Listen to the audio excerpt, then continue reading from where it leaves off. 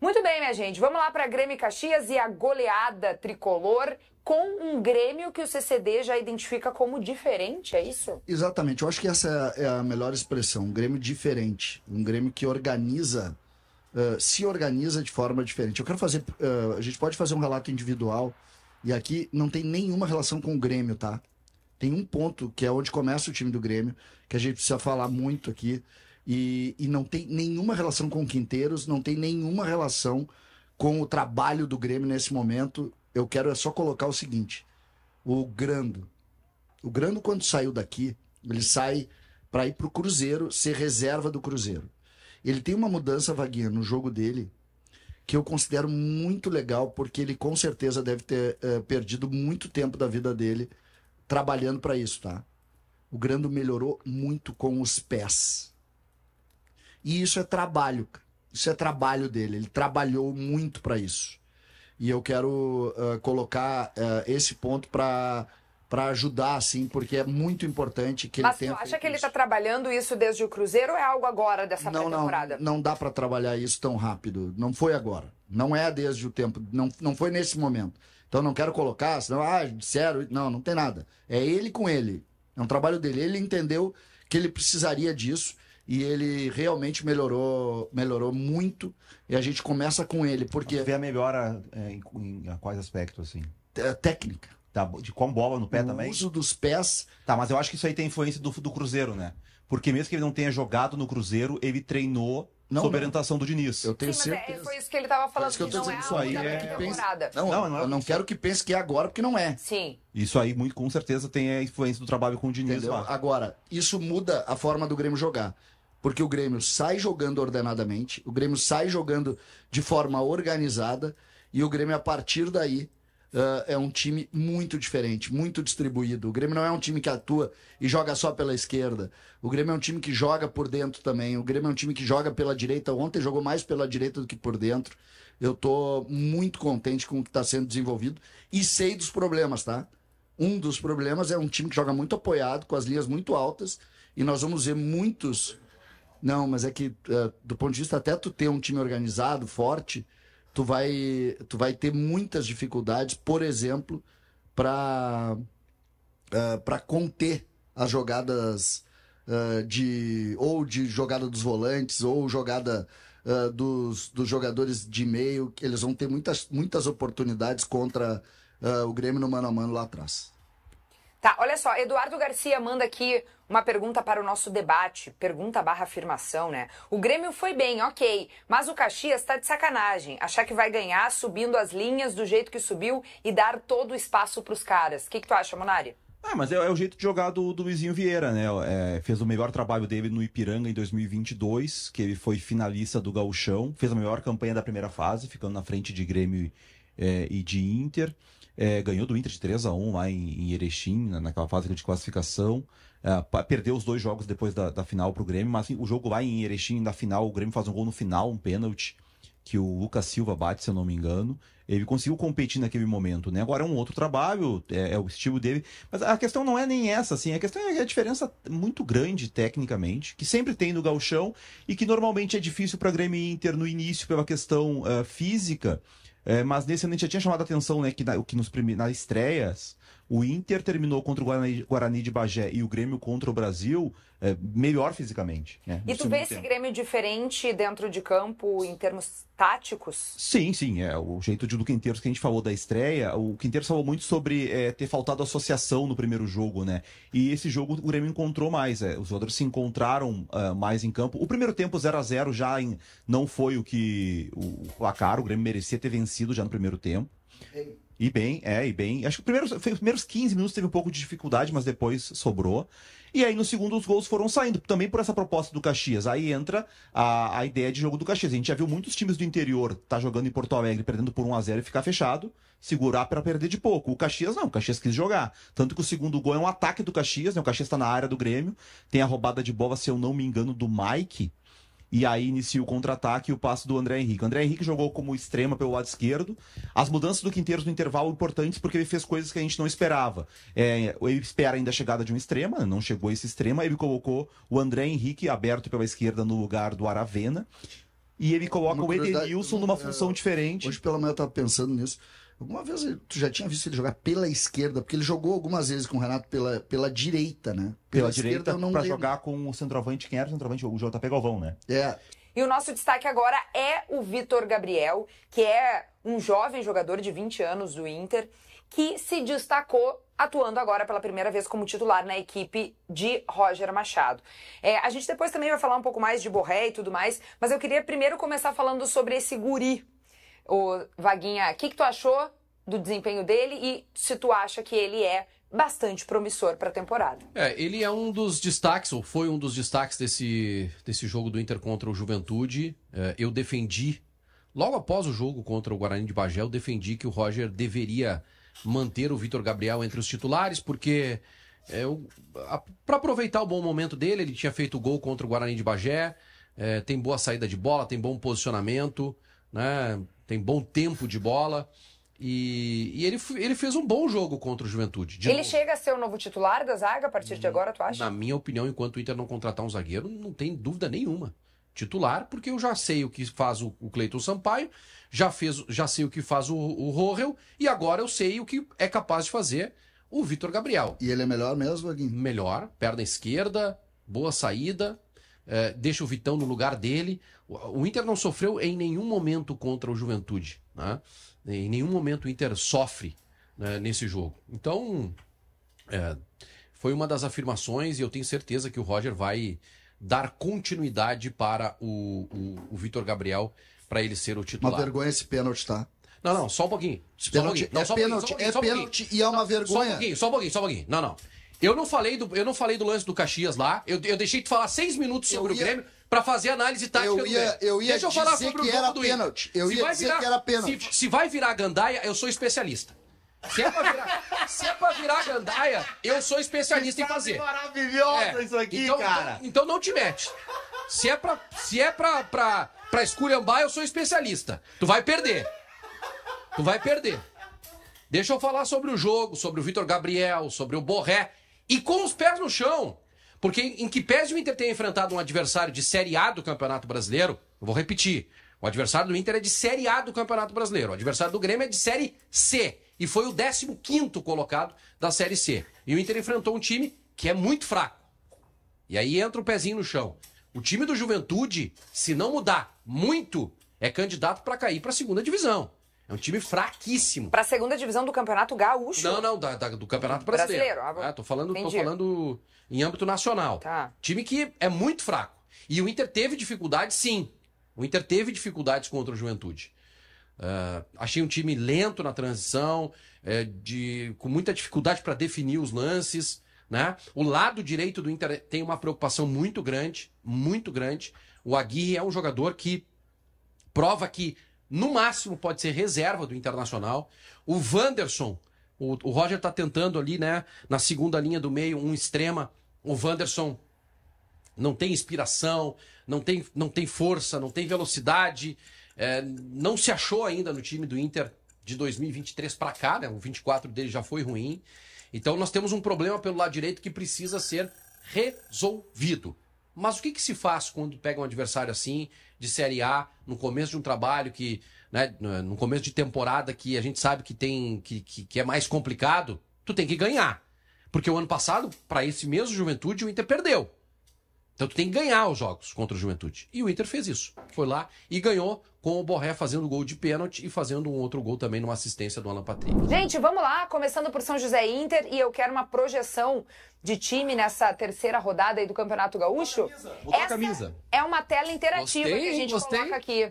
Se vocês quiserem em algum momento alterar alguns desses jogadores aí do time, a gente pode alterar. Mas, em tese, essa é uma projeção que a nossa reportagem, Felipe Duarte, em GZH, já está projetando para o jogo de hoje contra o São José. Aliás, jogo que vai ser no Estádio do Vale, em Novo Hamburgo, por causa daquela confusão que rolou no Passo da Areia. Então, o jogo, por questão de segurança, foi passado para lá. Eu colocaria, no mínimo, 3 entre parênteses aí.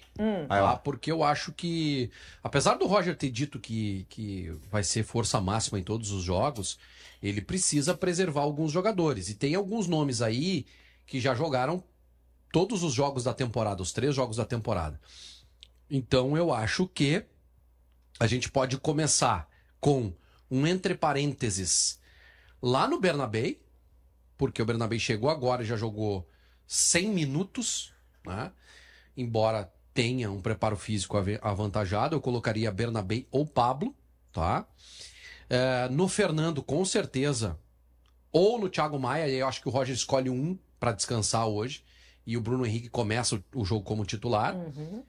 E aqui, mais opção técnica no lugar do Wanderson, tá? Eu acho que ele pode dar uma chance no time titular para o Vitinho, Sim. ou até para o Carboneiro, porque o Carboneiro está relacionado pela primeira vez. Vaguinha, E aqui também, ó, o Valência está relacionado e eu acho que ele pode segurar o Borré e botar o Valência em campo nesse jogo contra o Zeca. Vaguinha, uma pergunta ali, considerando aquele primeiro time que foi postado, esse é o time titular do Inter hoje? O que não é titular do Inter nesse momento? Se tu considerar, por exemplo, aquele primeiro time, porque o Borré é titular, Talvez o Bernabéu Wanderson. também. Quem não é titular hoje do Inter? Eu acho que... O goleiro, né? Não, o goleiro não é, né? Só o goleiro e o Wanderson. O Wanderson não é. Eu acho que não. Mais um comentáriozinho que eu vou ler para vocês sobre esse assunto do Esteves, tá? Gabriel, Vaguinha, uma informação. A multa rescisória serve justamente para isso, levar o jogador sem o consentimento do clube detentor.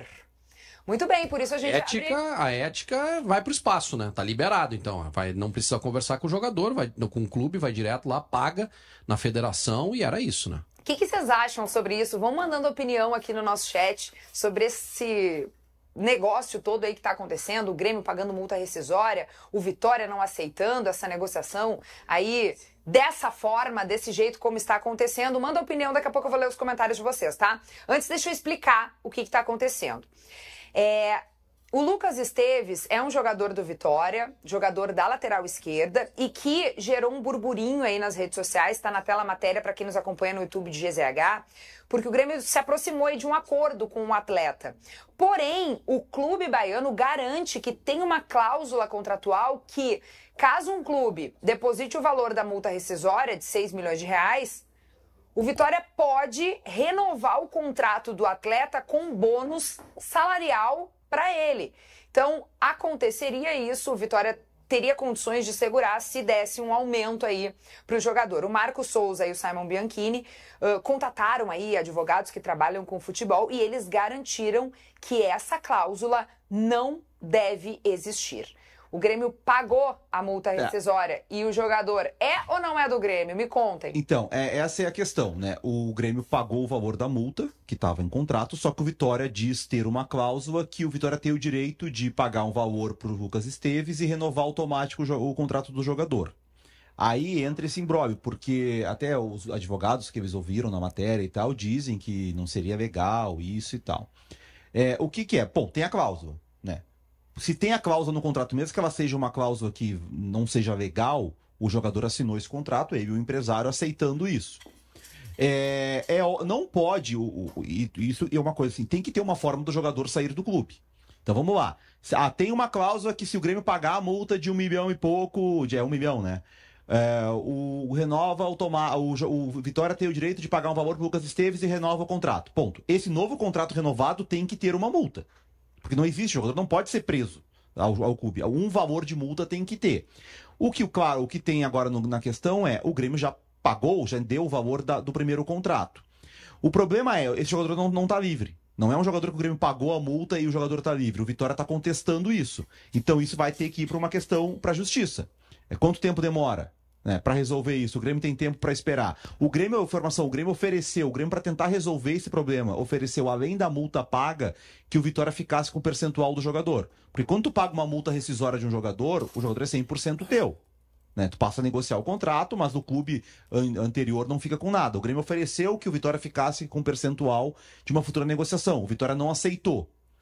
Então, assim, não há acordo ainda. O Grêmio pode, o jogador pode entrar na justiça e ganhar o direito de sair? Pode. O Grêmio pode entrar junto? Ainda não está decidido se o Grêmio vai entrar. O jogador disse que vai entrar na justiça. O Grêmio ainda não definiu se vai entrar junto. Mas não é uma situação que se resolve assim. Enquanto o Vitória não liberar, depende de uma questão judicial. Isso pode se alongar por semanas, meses. É verdade. É que essa que é que é a discussão. Por isso eu conversei com um advogado. Tô bem curiosa para saber aí o que tu nos traz sobre isso. O que o advogado te falou? Primeiro, a minha intenção, tá? É não entrar na linha Grêmio, Vitória e o que pode. E sim uma coisa mais abrangente para a gente tentar entender aqui como vai se solucionar esse processo. Aí ele diz o seguinte: a cláusula indenizatória é requisito obrigatório de qualquer contrato especial de trabalho esportivo e serve exatamente para indenizar o clube que detém o direito federativo do atleta na hipótese de não deixar cumprir o contrato em razão de transferência, tá? Então, é para isso que tem a cláusula indenizatória. Ela resolve a questão. A cláusula indenizatória é isso. Se existir cláusula de renovação automática, ela não se sustenta, porque ela está abaixo da cláusula indenizatória. Isso é um ponto. Aí ele falou sobre o valor da multa, dizendo que é proporcional ao salário, que é aquilo que a gente já está acostumado. E aí ele fala que os contratos da CBF, que são esses contratos registrados, eles têm um padrão. E na primeira página tem as principais informações como um resumo. E ali constam as cláusulas rescisórias, inclusive. E aí ele diz, normalmente em casos como esse, existe uma tutela de urgência do CNRD que vai definir o caso. E aí é que entra a importância disso. Por exemplo, o Grêmio deve pedir, entrando na linha do Grêmio, o Grêmio deve pedir essa cláusula, essa situação. E o próprio jogador, nesse momento, pode pedir porque a cláusula foi paga. Se o clube devolveu ou não devolveu, a cláusula rescisória, a cláusula que consta a rescisão de contrato foi paga. Temas 1 e 2, São José 0, Inter 2. Eu quero ouvir a análise de vocês da vitória do Inter e dos lances polêmicos. São José teve um atleta expulso, o Inter, com um pênalti, conseguiu vencer. Inicialmente abriu o placar no pênalti, depois Carboneiro fez o segundo gol. O que vocês acharam do jogo? Vaguinha? Posso fazer uma análise do jogo antes, rápido? Claro. O jogo, ele obviamente se apresentaria difícil para o Inter, 11 contra 11, porque o Rogério Zimmermann é bom treinador, sabe armar as equipes, né? E ele faria uma retranca, né? Como estava fazendo até 15 minutos do primeiro tempo. E ainda conseguindo dar umas escapadas, né? Depois dessa expulsão aí, o jogo mudou completamente, né? Daí o Inter ficou com a bola e o São José ficou com 10 jogadores dentro da grande área. Naturalmente ficaria ainda mais difícil a penetração, porque o São José não saía. Mas faltou inspiração para o Inter. Faltou inspiração, faltou agilidade para resolver as coisas no primeiro tempo, e apareceu um problema, assim, que é recorrente já, que é o problema da lateral direita do Inter. A atuação do Aguirre ontem foi uma atuação comprometedora, mesmo defensivamente. Ele é driblado em um lance, um dos poucos lances do São José, ele é driblado, assim, com uma facilidade que é impressionante. Acho que é esse lance aí, ó. Esse lance aí, ó. Meu Deus do céu. Esse é o lateral direito titular do Inter. Lateral direito titular do Internacional. Além dele, Wanderson não fazia um bom primeiro tempo e Thiago Maia também não. O que o Roger fez? Tirou os 3 jogadores. Aí o Inter melhorou um pouquinho, começou a acelerar um pouco mais a bola. Entrou o Valência, aí a zaga do São José teve mais uma preocupação, né? Valência e Borré dentro da área. O Inter conseguiu acelerar um pouco o ritmo e aí conseguiu criar mais oportunidades de gol. Até o pênalti, né? Esse gol aí foi bem anulado, porque tem um toque do Valência. Até o pênalti que vem, aí o Alan Patrick converte e depois o São José aberto, o Carboneiro vai lá e faz o segundo gol. Foi uma vitória difícil do Inter, não foi uma boa atuação, e essa preocupação com a lateral direita, assim, é algo que é urgente para resolver. O Inter não pode ficar esperando. Eu vi ontem o Mazuco, que deu uma ótima entrevista falando sobre a contratação de um lateral esquerdo, que é o Ramon, do Olympiacos da Grécia, né? Tem que contratar antes do Ramon um lateral direito, porque o Aguirre não tem condições de ser titular do Inter e eu tenho desconfiança se ele pode estar no grupo do Inter. E o Natan, que entrou no segundo tempo, Ele foi dispensado pelo Inter. Estava arquivado. Chamaram Foi desarquivado pela lesão do Bruno Gomes. Chamaram de volta para ele jogar.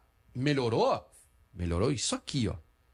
Nenhum dos dois tem condição de ser titular do Inter. Eu quero saber de vocês, de forma curta e direta.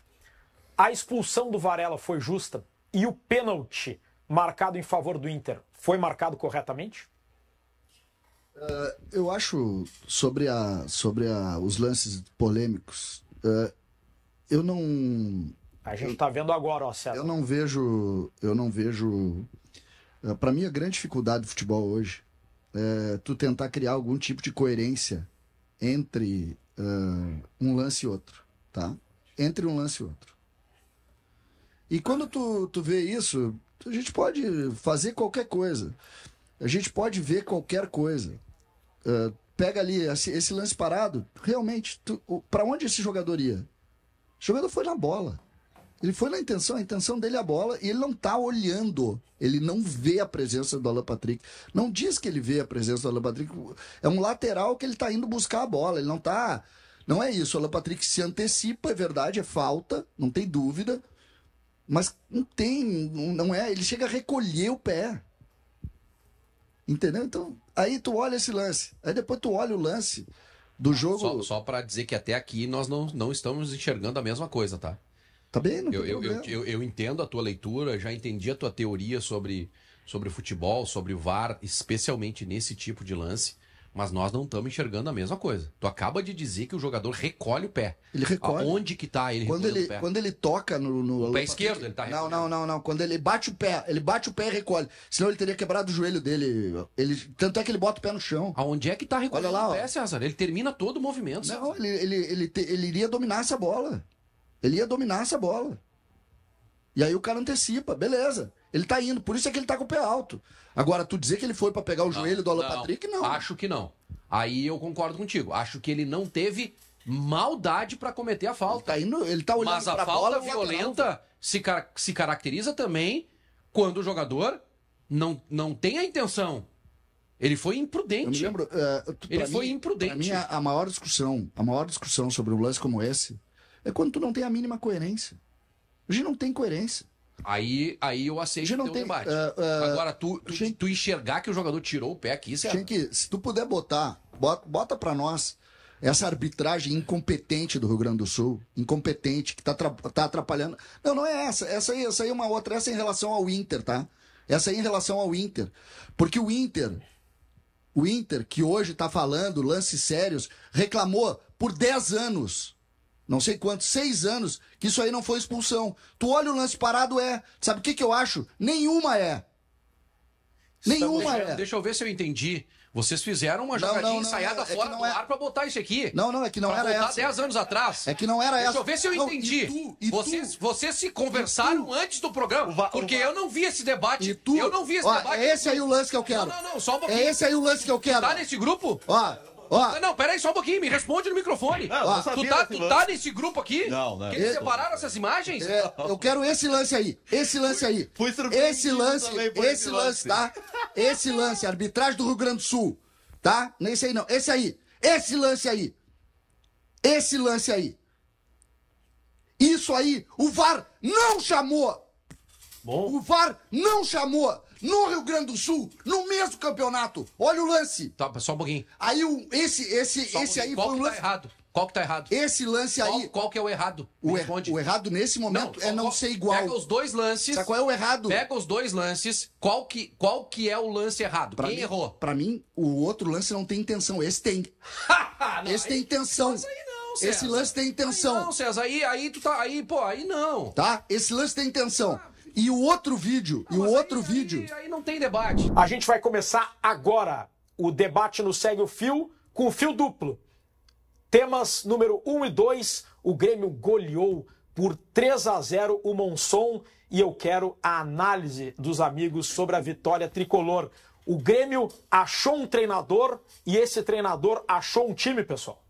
Na real, achou um outro time, né? Porque ontem ele poupou bastante. Eu acho que o jogo de ontem era um jogo para testar padrões, né? O time reserva vai jogar parecido com o titular.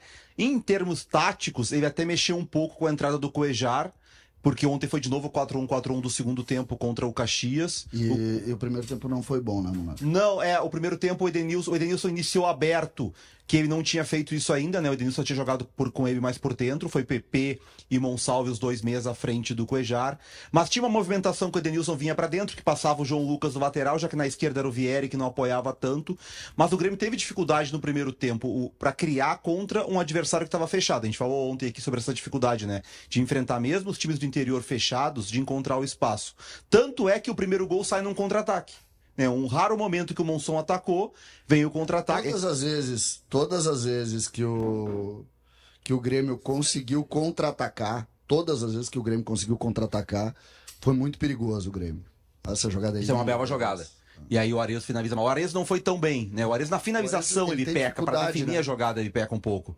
Essa bola era pra finalizar com a esquerda, né? Ele demora pra ajeitar pro pé direito e o zagueiro chega. O Ares fez 2 gols. Olha o Monsalve. O Ares não, o Aravena. Você confunde os nomes. Olha o Monsalve. O Aravena. Olha o Monsalve. Pelo amor de Deus, cara. E esse foi o grande destaque do jogo do Monsalve, né? Ele participa dos 3 gols. 2 ele dá a tal pré-assistência e o terceiro ele dá assistência, mas sempre os passes que ele encontra, né? A maneira que ele encontra pra deixar o companheiro na situação. Esse lance eu vou te dizer, tá? Ele em casa com uma régua medindo e dizendo que a linha tá torta. Não, mas Era 11h30, eu acho que ele mandou. Vaguinha. Só volta um pouquinho. Pega uma régua aí, Vaguinha. Faz a régua aí da TV. A gente vai falar sobre isso, tá? A gente vai falar... Bom, eu quero Vaguinha? pedir pro Matheus Schenck colocar no ar um arquiteto para falar sobre pontos de fuga do Vaguinha. Só que eu acho... Não, Vaguinha falando... Mas um especialista para explicar as linhas do VAR. Vaguinha, a cabine da rádio... Cadê o Schenck? Escondeu, o Schenck subiu pra imagem. Não, nós vamos falar sobre arbitragem depois. Tá, essa linha aí, ó. Olha a linha da grande área.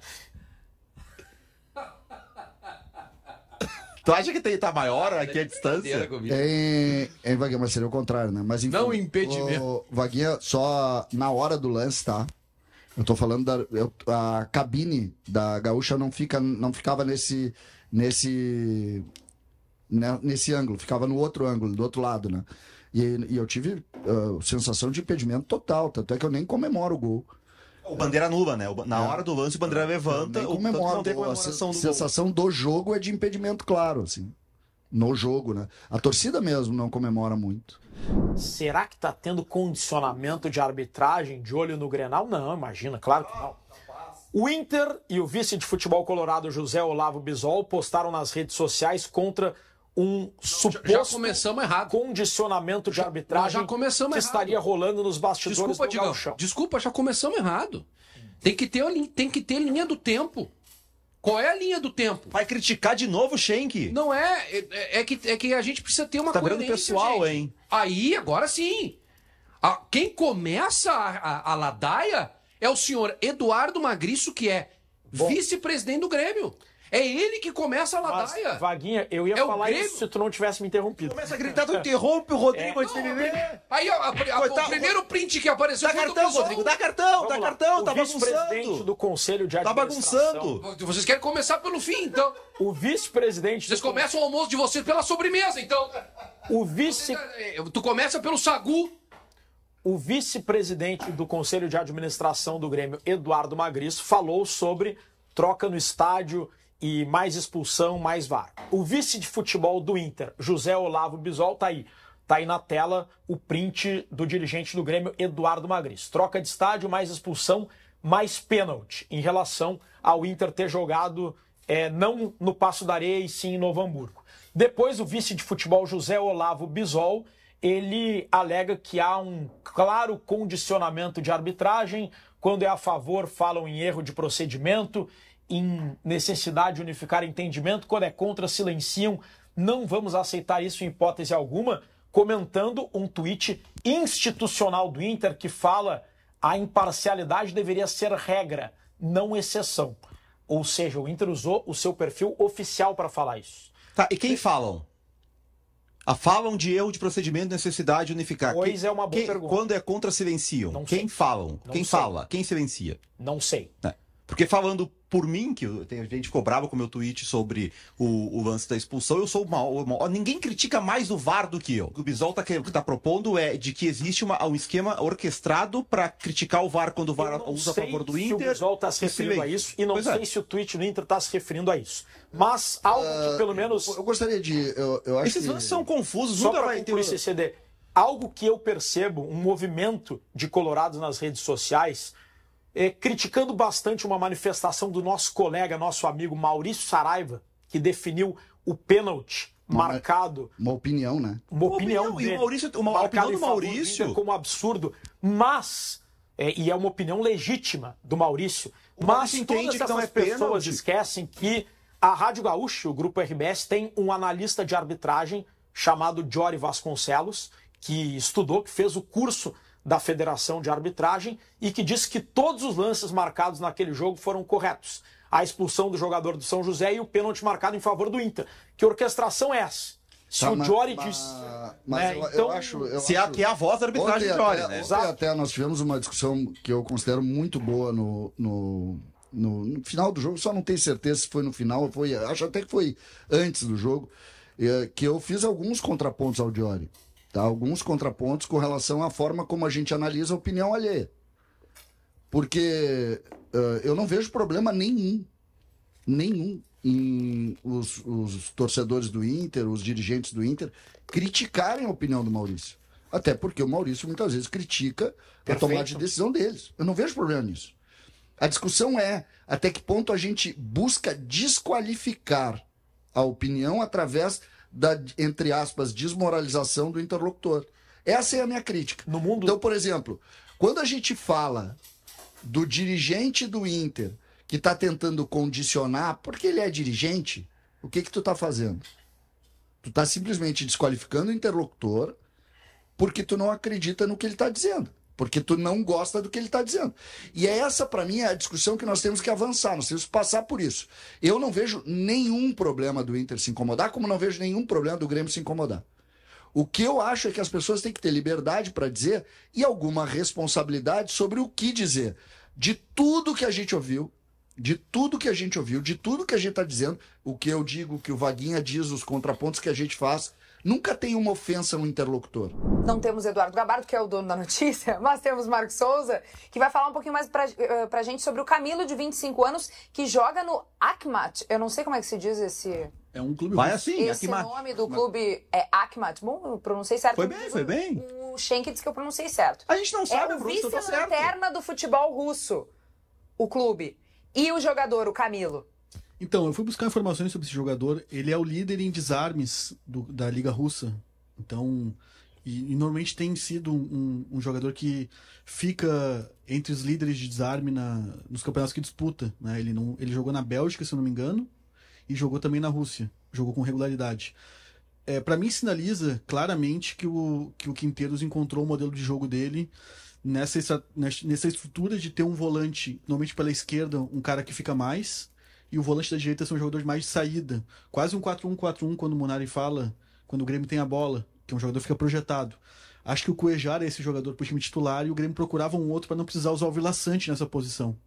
Que era algo que também a comissão técnica entendia que precisaria ter um outro volante e o Dodi não tem esse perfil mais físico de ser um jogador mais de fazer uma marcação para todos os momentos, porque apesar dele ter até uma mobilidade boa, ele é baixo, né? O Dodi não é um jogador alto. E também, para mim, sinaliza que daqui a pouco o PP, que é um jogador que está desapontando, terminou o ano passado mal e começou também lá contra o Monsun, não foi bem. Monsun ele vai... Isso aí, nós vamos brigar.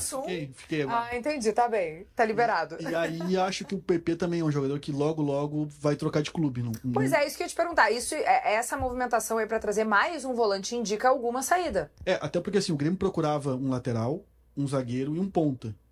Então, se foi buscar no mercado mais um jogador, é porque tem alguma outra negociação ocorrendo também. Porque hoje o problema do Grêmio também é numérico no grupo. Tem poucos jogadores para o Quinteiros usar. A gente viu aí o Pedrinho, o Gabriel sendo testado, o Gabriel Mack tendo chances. Não que os jovens não vão receber oportunidades, mas no momento é necessidade. O Grêmio não tem numericamente um grupo muito grande. Então é um movimento que já sinaliza uma afirmação do esquema tático do Quinteiros e também movimentos que estão acontecendo dentro do grupo. O Camilo é um jogador que passou por mudança na carreira, né? Ele jogava mais adiantado. No Cuiabá, que era um 4-1-4-1, o Cuiabá jogava com o primeiro volante, que eu acho que era o William Correa na época, e ele jogava numa segunda linha ao lado do PP. Canhoto? Ué, aquele lançamento ali foi de canhota. Oh. Volta aquele lançamento ali, ô... Consegue, Schenck? Mas ele é destro. Ele é Eu destro? fui buscar essa informação, ele é destro. Ó, vamos ver, ó. Quer ver? E até pelas métricas que eu olhei... Ó, olha ali, ó. Poxa. Mas você quer ver ele? Bom, não sei se... Acho que não é ele. Se não é ele, não era pra estar nesse lado. É que eu acho que ele é o cara que rouba a bola e dá o passe, não É é? pra ser, eu acho, não sei. Não. É ele mesmo. E aí, então, e o Camilo ele vira primeiro volante depois, né? Ele não jogava assim no Cuiabá aqui. Ele surge na Ponte Preta. Isso. E aí, na Ponte Preta, ele jogou até de meia direita. E aí vai indo pra trás, né? E esse é comum, assim, muitos jogadores passam por isso indo pra Europa, né? Mas, assim, é um jogador que chega pra... Eu não imaginava que o Grêmio fosse contratar um outro primeiro volante, né?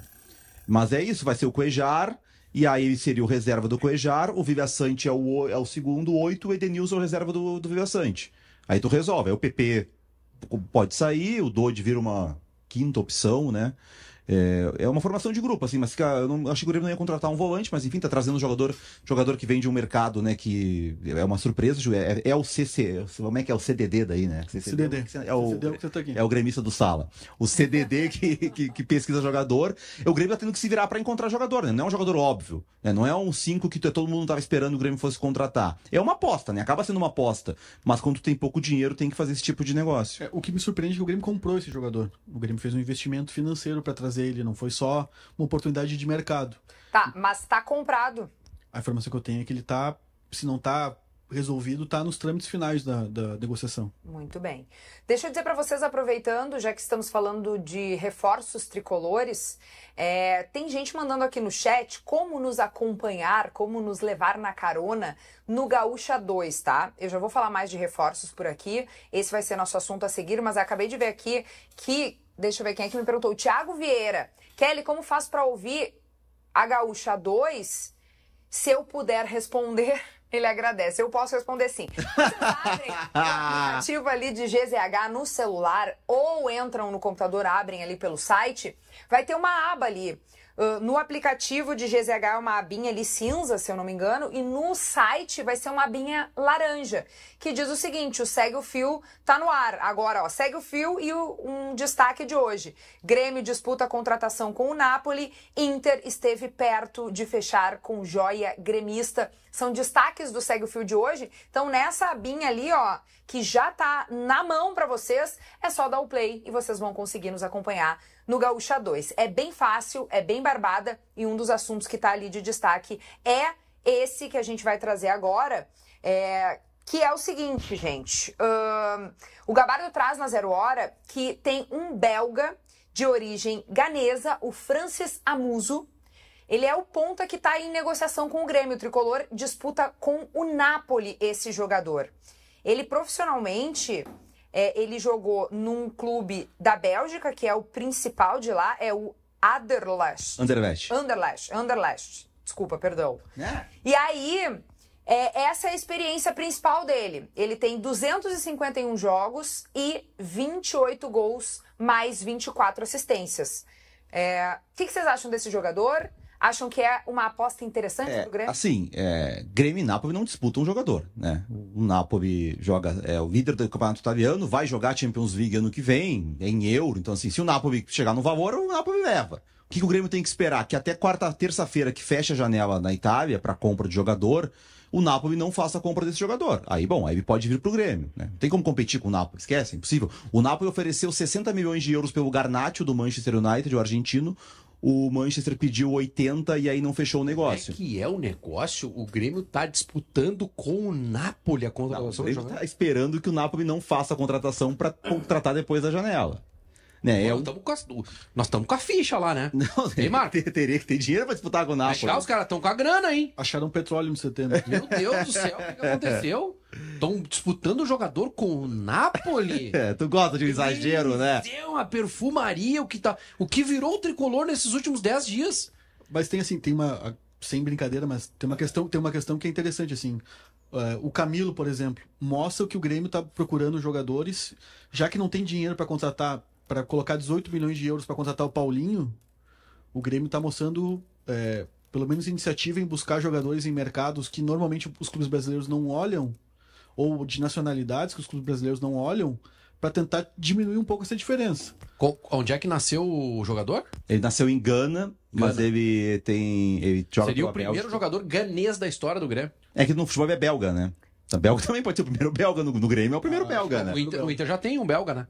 Sim, o Anderson. O Anderson. Ele é um ponta, né? O jogador que o Grêmio busca é um jogador de velocidade, que faz aquele vai e vem pelo lado, né? Ele tem um pouco... não é um jogador assim de fazer muitos gols. Ele já teve melhor momento do Anderlecht. Ontem ele jogou, o Anderlecht perdeu pela Liga Europa por 4-3. Ele foi titular, não fez gol no jogo. Ele já teve momento melhor. Mas é um jogador assim, se o Napoli, ele seria a terceira opção do Napoli. Tem o Garnacho, tem um outro jogador, ele seria a terceira. Mas só de estar no radar do Napoli é óbvio que serve pro Grêmio. O que é que o Grêmio tem hoje? Aravena e Pavon. O Napoli não contrataria Aravena e Pavon, né? Sim. Então um jogador que chega e acrescenta. E o Schenck me manda uma mensagem aqui no WhatsApp, que essa é pra dar uma rasteira na apresentadora, né? O Napoli tá com grana, vendeu o jogador que o Kvaratskhelia, eu não sei falar isso aqui, gente. Esse aí nós vai ser... Kvaratskhelia. É isso? Kvaratskhelia? É por aí. Consegui, então. Ele vendeu ao PSG, então Isso. tá com grana. Que era um jogador importante, que forçou a sair do Napoli e não queria vender. Mas o Napoli hoje briga com a Inter pela liderança do campeonato italiano. Mas mesmo que não vença o título, vai jogar Champions League ano que vem. Né? Então, assim, o Napoli hoje é top, assim, de Europa. Então, realmente, assim, se esse jogador tá... Só do Napoli observar ele, pensar nesse jogador... Se o Grêmio contratar, é uma grande contratação. Roger Machado, ele deu indícios de que vai poupar alguns titulares para esse jogo contra o Avenida, fechando a 4ª rodada lá no Domingão. E a gente vai acompanhar um trechinho do treinador colorado falando sobre esse planejamento de atuar até agora sempre com força máxima. Roda aí. É importante no campeonato de tiro curto que a gente consiga a pontuação que nos dê lá na frente a possibilidade, né, de revezar os jogadores, né, o volume de jogo e minutagem dos atletas. Né? A gente também vai fazer essa gestão dentro do próprio jogo. Né? Não dá para fazer essa gestão colocando um time mais alternativo, correndo riscos lá na frente, a gente ser cobrado por que não colocou força máxima desde o começo. A partir de agora, 7 pontos, a gente começa a ver pontualmente fazendo essa gestão, né, daqueles 11 que vão iniciar a partida. E aí, meus consagrados, o que vocês acharam das explicações do Roger e depois bora escalar esse time para domingo? Eu prefiro esse planejamento do que planejamentos anteriores do Inter, quando escolhia o gauchão, botava o time titular na 3ª rodada, né? E até porque o regulamento esse ano não permite que tu faça isso, né? Mas, por exemplo, eu vou pegar o exemplo do ano passado, tá? O Inter foi jogar contra o Guarani lá em Bagé. Começou com um time totalmente reserva, para preservar titulares. Aí saiu perdendo o jogo, no intervalo entraram os titulares. Tu não fez nenhuma coisa nem outra. Tu não ganhou o jogo, tu não somou ponto, porque esse ano o Inter também não ganhou, empatou, mas tu não preservou os titulares. Então, não resolve, né? Então, esse planejamento, até porque, de novo, o regulamento não permite que tu faça graça no campeonato. Tem que jogar com um time forte. Me agrada, porque tu mantém a rotatividade do time e dentro dos jogos, como disse o Roger, tu pode fazer as alterações, tem 5 alterações para fazer, para preservar titulares. Agora, serão 3 jogos em Porto Alegre. Avenida domingo, Brasil de Pelotas quarta e o Grenal no sábado às 9 horas da noite. Tem que dar uma administrada nos principais jogadores. Não sei que time ele vai botar aí no domingo, mas tu tem que rodar um pouco o elenco, porque tem jogadores... Temos as camisas. Mas é uma tela interativa, né? É pra gente? Claro, a gente tá dando essa possibilidade. Uma questão só, Vaguinha, que assim, a gente que conhece o trabalho do Paixão há anos, a gente sabe que ele trabalha com aquele termo da corda esticada, né? E isso costuma, num calendário como o nosso do Brasil, ainda mais no campeonato de início de temporada, resultar em lesões. O Inter já perdeu os jogadores machucados, né? Então acho que esse equilíbrio, viver assim no fio da navalha, ele tem riscos. Daqui a uma semana temos Grenal. Não, E aí- e outra, eu não O sei- Alan Patrick tem que ficar fora de um dos jogos, Eu não sei se é o caso, assim, mas, por exemplo, essa lesão, claro, mais tem a ver com uma infelicidade, né, do Bruno Gomes, mas daqui a pouco esticar demais a corda gera uma lesão não só muscular, mas dessas que Pode acontecer, podem sim, claro. afastar o jogador por muitos meses, Até né? porque o que segura a articulação de Exatamente, joelho, é o tornozelo, é o músculo, né? Isso aí. Então pode acontecer sim. Bom, goleiro é Antony, tá? Eu não sei se o Rocher terá condições de jogar o Clássico Granal. Não tenho essa informação. Mas se ele não jogar amanhã, teria que jogar quarta-feira, não vai entrar direto no Granal. Eu acho que sim. Bom, se bem que O jogo goleiro é domingo, experiente, né? né? Domingo foi A gente, amanhã? a gente tá meio perdido. Eu domingo. falei de jogo hoje, agora estão... O Grêmio Final de semana, vamos falar sempre final de semana, fica mais fácil. Bom, aqui na lateral direita, as informações dão conta de que vai ser o Natana. Porque Bom, o o Agui Roger já tá jogou certo. todos E os o jogos. Natan, e não tava nem nos planos mais, mas aí agora, né, com a lesão do Bruno Gomes, voltou Tem que botar a o aparecer. Natan, o Roger, É que o pra ver Aguirre- que também não é que serve o e contratar. E o Aguirre também não se afirmou, né? Mais do que não se afirmar, ele tá mostrando que não pode jogar. No time titular, pelo menos. Dupla de zaga. Daria pra poupar o Vitão, não? Eu acho que nesse jogo, sim. Centroavante do Avenida é o Michel. E Rohel e Vitor Gabriel, tá? Até pra gente ver como é que tá o Rohel. O Vitor Gabriel, que é guri, não tem precisa poupar, né? Vai jogar. Mas o Rohel é... O Rohel é mais esquerdo. Não, joga pela direita, pela Pode direita. jogar pela direita. Sim, joga pela direita, porque o Vitão jogava pela esquerda. E também. aí, lá na lateral esquerda, se dá uma seguradinha no Bernabé. O Ramon tá chegando aí, acho que a gente vai falar. Já tá em Porto Alegre. Mas bota o Pablo lá, na lateral esquerda. Tá? Aí no meio, bota Luiz Otávio. Fernando não. Bota o Thiago Maia. Luiz Otávio e Thiago Maia. Pera aí, se o Fernando não jogar domingo, ele não joga quarta também. Antes do Grenal ele não vai Mas jogar. ele jogou 2 jogos consecutivos, né? Mas eu acho que mas ele jogar quarta e o Grenal, Não, Aí 3 partidas, tu preserva e o risco de machucar é mais alto. o Fernando? É. Não, o Fernando jogar ou duas seguidas é preserva o difícil. Fernando dos dois. Deixa ele prontinho É. pro Grenal. Ou Tem isso. Tá, mas aí tá bom. Ó, Luiz Otávio e Thiago Maia tem que jogar. O Thiago Maia jogou todas, né? Mas tem que jogar. Thiago Maia tem que jogar. Bora ter o Bruno Henrique. Jogou Ou pode ser todas, Bruno não. Henrique. Thiago Maia teve em Num campo. jogo no Beira-Rio pode ser Bruno Henrique e Thiago Maia também. Precisa ter um Aí, cinco. pode ser. Não, aqui com certeza Bruno Henrique vai jogar, tá? Pode ser Bruno Henrique e Bota Thiago Luiz Maia. Otávio Não, Luiz Otávio e Bruno Henrique. Tira o Thiago, Tira o Thiago Maia. Tá.